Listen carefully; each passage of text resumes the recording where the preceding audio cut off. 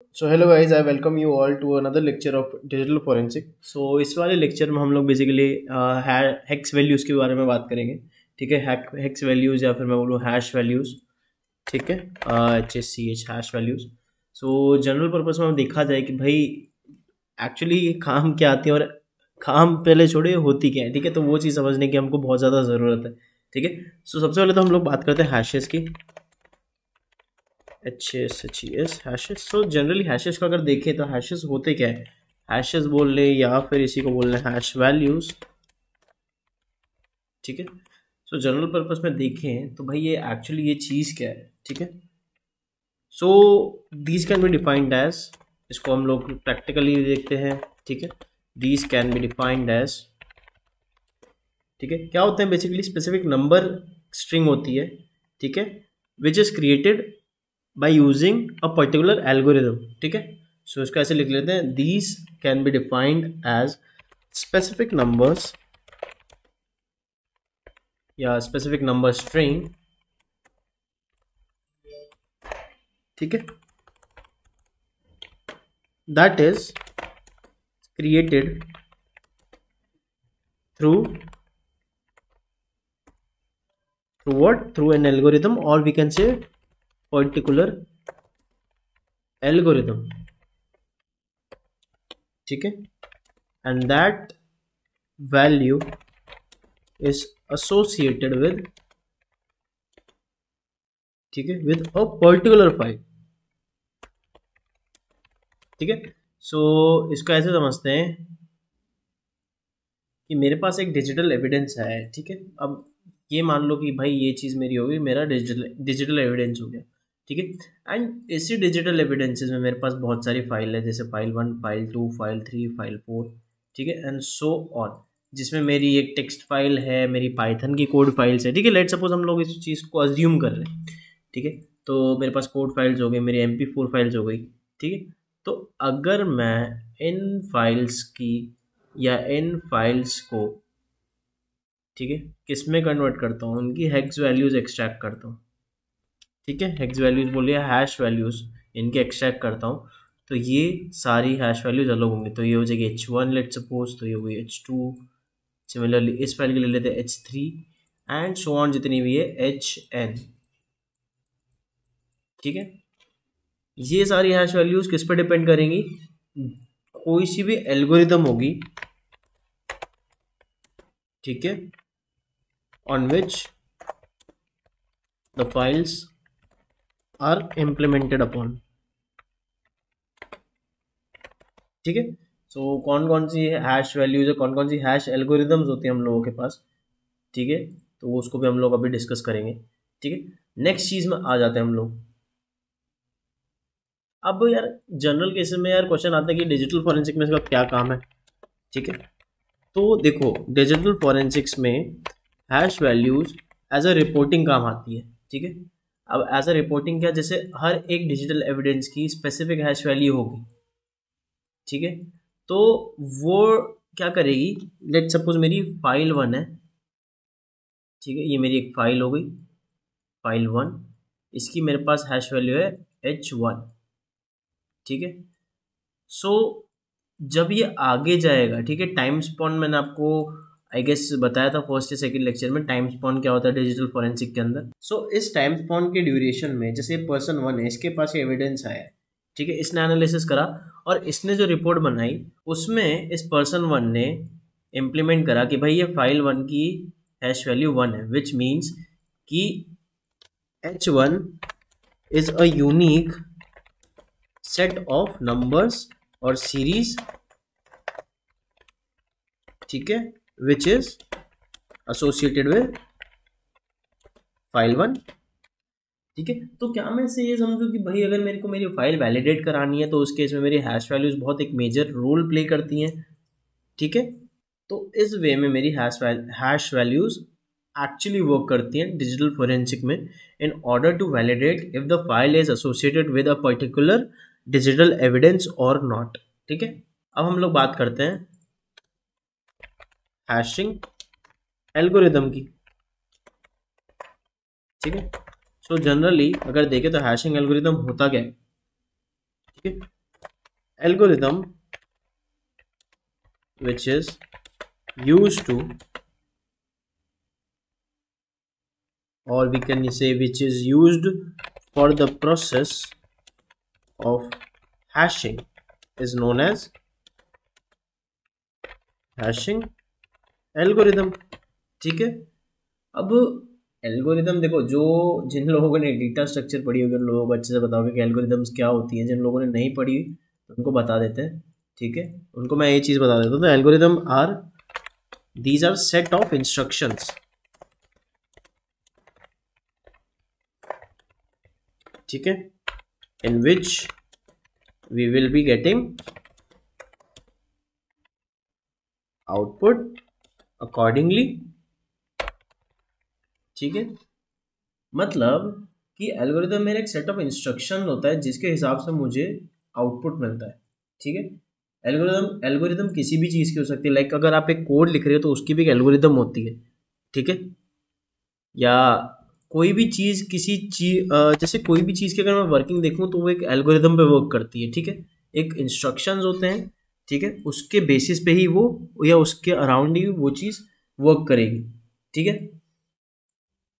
अब hashing process क्या होता है, मैं ही लिखा तो है भाई, हैशिंग प्रोसेस कहाँ लिखा, प्रोसेस ऑफ हैशिंग। ठीक है, तो इसको ऐसे समझ लेते हैं, मेरे पास 3 पैरामीटर्स है, लेट सपोज 1 2 एंड इसी को कॉपी पेस्ट करके मैं बना देता हूँ उसको थर्ड पैरामीटर। ठीक है, so these are my 3 parameters. तो एक हो गया मेरा प्लेन टेक्स्ट। ठीक है, अब क्या होगा इसके अंदर, प्रोसेस ऑफ हैशिंग के अंदर ये मेरा जाएगा हैश फंक्शन के पास। ठीक है, तो हैश फंक्शन क्या करेगा, इसको हैश फंक्शन इसको कन्वर्ट कर देगा हैश्ड टेक्स्ट में।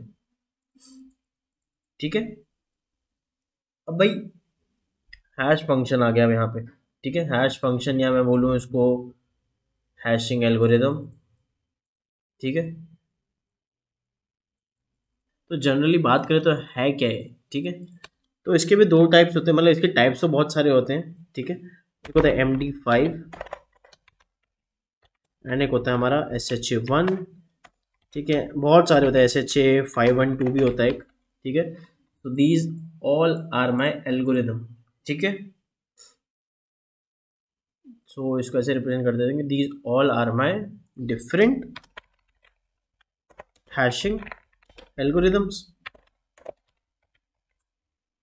सो अब हम लोग क्या करेंगे, खाली MD5 और SHA-1 को आपस में कंपेयर करते हैं। ठीक है, इनमें डिफरेंस देखते हैं।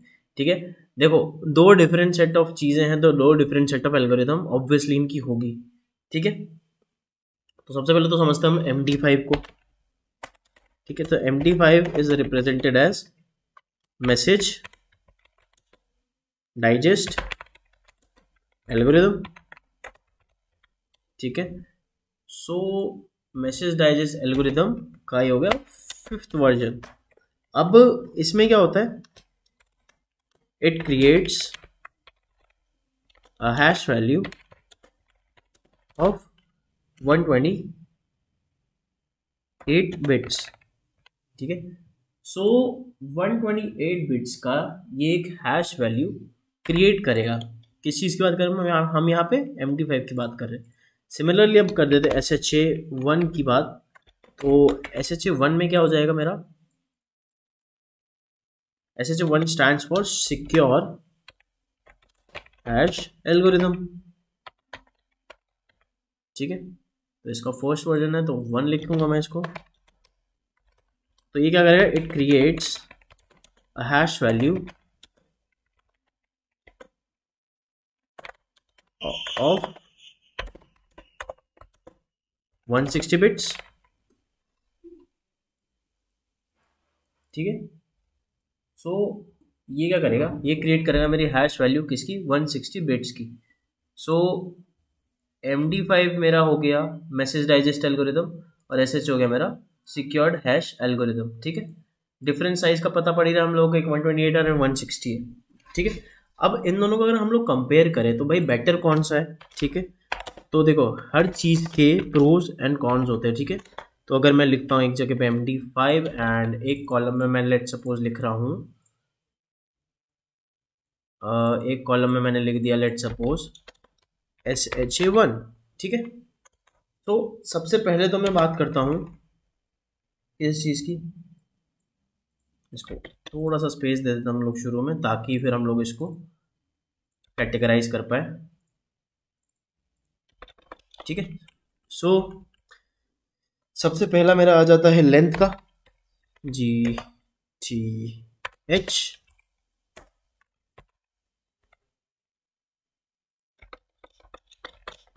ठीक है।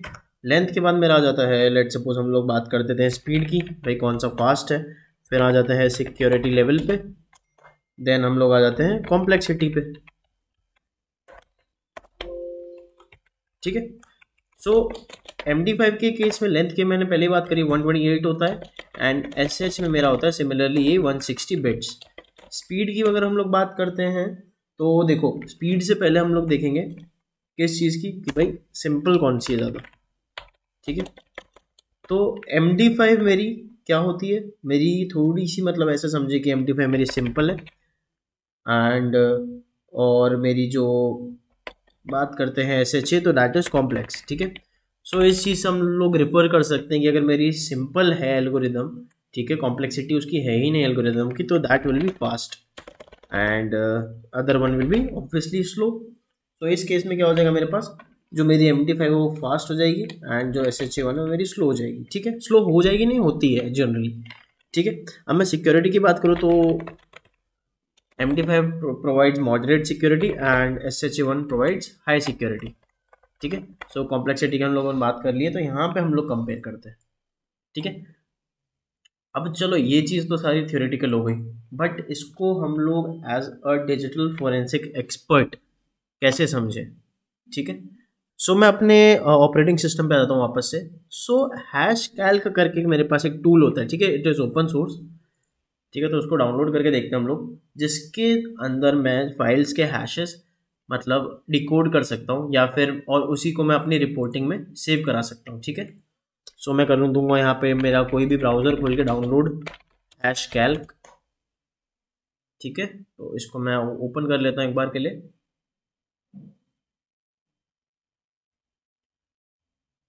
अब यहाँ पे मेरे पास लिंक आ रहा है सेल्वा सॉफ्ट का, ठीक है। तो इसको क्लिक करते हैं हम, और यहाँ से मैं इसको कर देता हूँ डाउनलोड, ठीक है। ये ऑप्शन आ रहा है मेरे पास डाउनलोड का छोटा सा, इसको मैं थोड़ा सा बड़ा कर लेता हूँ आप लोगों के लिए, तो यहाँ से मैं डाउनलोड कर सकता हूँ इसको, ठीक है।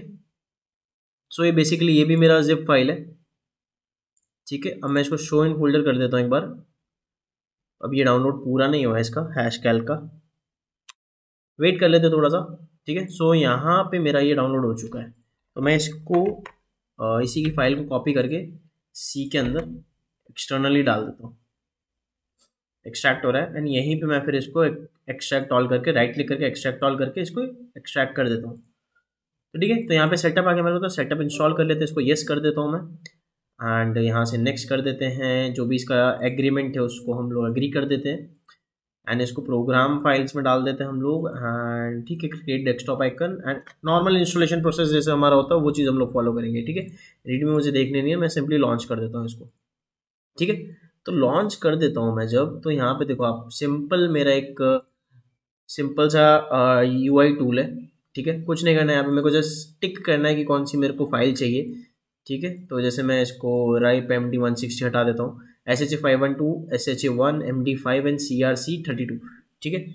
तो अब मैं क्या करूँगा, लेट सपोज मैं जाता हूँ मेरी एक फाइल में, ठीक है, टेस्टिंग नाम का एक फोल्डर बनाते हैं हम लोग, ठीक है। तो मैं इसी के अंदर टेस्टिंग नाम का फोल्डर, अभी देखो चीज़ें ऑप्टिमाइज नहीं है, बट मैं तुमको डेमोन्स्ट्रेशन पर्पज़ के हिसाब से समझा रहा हूँ, ओके। सो यहाँ पे मैं टेक्स्ट डॉक्यूमेंट बना लेता हूँ, जिसका नाम लिख देता हूँ मैं कुछ भी, लेट सपोज 1232 डाल दिया मैंने। फिर यहीं पे मैं एक और न्यू फाइल बनाता हूँ, जो कि एक इमेज फाइल ले लेते हैं हम लोग, बिटमैप इमेज फाइल, इसका भी नाम कुछ भी रख लेते हैं। एंड एक और चीज़ मैं यहाँ पे लेट सपोज एक रिच टेक्स्ट डॉक्यूमेंट बना लेता हूँ, जिसका भी नाम मैं कुछ भी दे सकता हूँ, ठीक है। सो मैं क्या करूँगा, या तो मैं यहाँ पे जाके ब्राउज़ करूँगा, ठीक है। ब्राउज़ करके मैं सिलेक्ट करूँगी भाई कौन से पर्टिकुलर डेस्टिनेशन पे मेरा ये वाला फाइल है, ठीक है। तो यहाँ सिंपली मैं क्या करूँगा, यहाँ से उठा के इसको ड्रैग कर दूंगा यहाँ पे, ठीक है। अब मैं यहाँ से इसको ड्रैग करता हूँ इस फाइल को, ठीक है। तो यहाँ पे मेरी फाइल आ जानी चाहिए थी, बट कोई बात नहीं। तो यहाँ से मैं सिलेक्ट भी कर सकते हैं इसको हम लोग। तो यहाँ पे मैं जाऊँगा कहाँ पे, मेरी सी के अंदर मेरी टेस्टिंग नाम का फोल्डर है,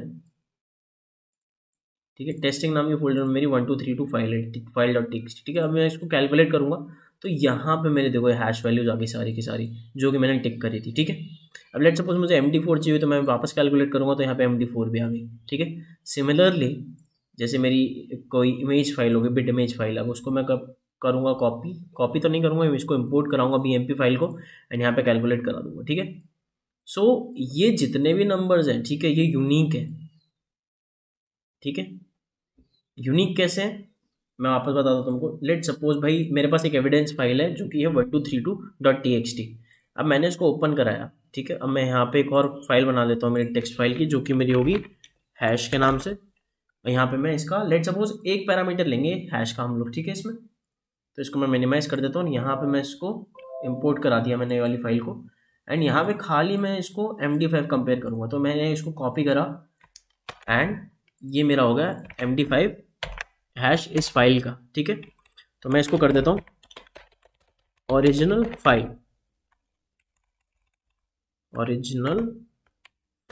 ठीक है। अब लेट सपोज भाई रिपोर्टिंग के टाइम पे मैंने ये बता तो दिया, अब भाई मैंने कुछ इसमें चेंजेस कर दिए। लेट सपोज मैंने इसमें कुछ एक्स्ट्रा कंटेंट डाल दिया या फिर मैंने कुछ इसमें फाइल में चेंजेस करे। तो अब मैं सेम फाइल अगर रिकैलकुलेट करता हूँ तो यहाँ पे मेरा जो MD5 का कोड है वो पूरा चेंज हो चुका है, ठीक है।